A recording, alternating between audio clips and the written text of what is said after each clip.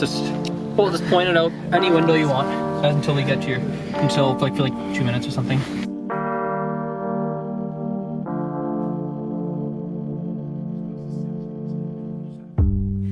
Oh God damn, you made me feel sweet.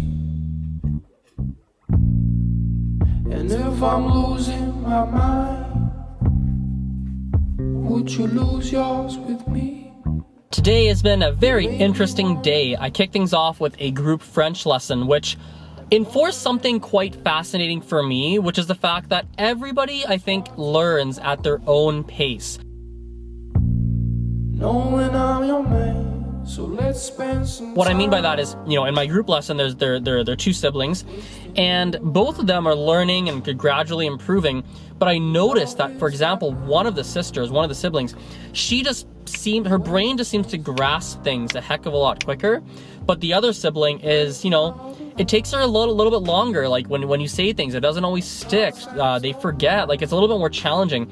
And I think one thing we don't talk about a lot when it comes to language learning and the whole language learning space is that, you know, I think some people languages do come a little bit more naturally to them than other people. And that's not to say that, you know, some people can't learn languages or anything like that, because I think that really the majority, 99%, you know, basically everyone, virtually everyone, has the capability of learning languages.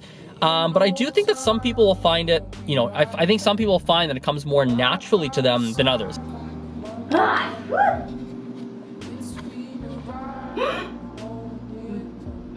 After that, I had a bunch of group events. So I did a French and Spanish joint group event. So I goofed up, guys. I was supposed to have a French and Spanish event here.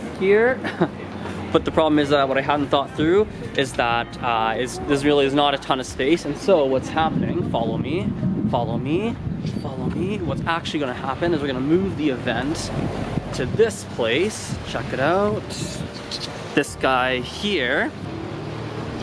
And which is fine, which is actually, to be honest, it's actually a more ideal location, to be honest. We just went to a little pub/bar, had about, 15, 20-ish people. Spoke some Spanish, spoke some French. Espera, ¿tú tienes una motocicleta? No. Bicicleta. Bicicleta. Yo escuché motocicleta, pero yo estaba pensando que en tu casa tú tienes una motocicleta. And basically right after that, I taught some basic Mandarin. It's a girl that I know is going to China soon and wanted a bit of a crash course. Say your voice higher. Any of these 4th tones, your voice is much higher. There we go. And it was interesting. I've mentioned this on my Instagram. I don't think, maybe I have, I don't remember. I don't think I've mentioned this too much on my YouTube, but I think there's a lot of value in incorporating lots of repetitiveness when you are learning languages. So for example, with this girl that I played, this girl I was teaching Mandarin, we played a card game called Crazy Eights. You guys might know it. And basically we played it as normal, but I made her say every card she played, she had to say, I have an 8, I have a 1, I have a 7, I have a 6. And it consistently drove those numbers in over and over and over and over and over into her brain.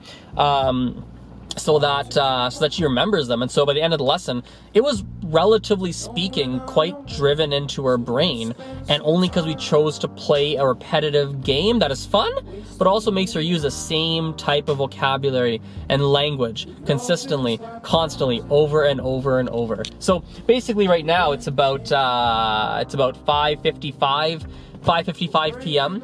Rest of the day, basically, I'm teaching an English lesson at 8 p.m. on Skype to a girl who lives in China. I'm going to be watching Thor, the new Thor movie today. After that, so that's going to be about 10:30 p.m.